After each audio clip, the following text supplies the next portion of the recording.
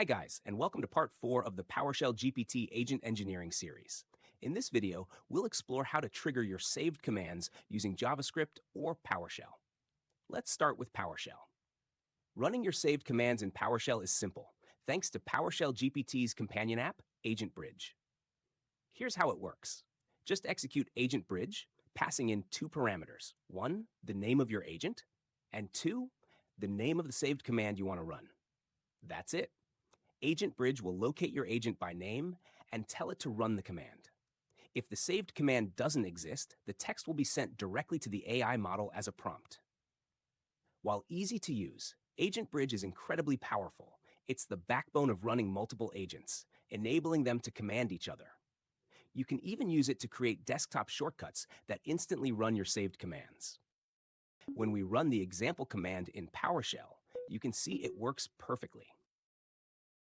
Let's move over to the browser and see how it's done in JavaScript. From the browser, you can run any saved command with a small JavaScript helper. Just pass the command's name. If the name doesn't match a saved command, the text is forwarded to the AI model as a prompt. This lets you explicitly prompt the model even when the automatically send prompt to model option is turned off. When we execute the JavaScript that runs the hide the taskbar PowerShell command, you can see that this is highly effective. Mastering these simple techniques will allow you to build agents that handle virtually any task. And that concludes part 4.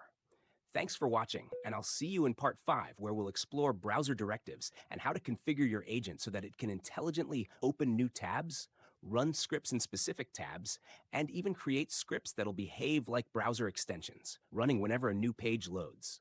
Until then, have fun, stay safe.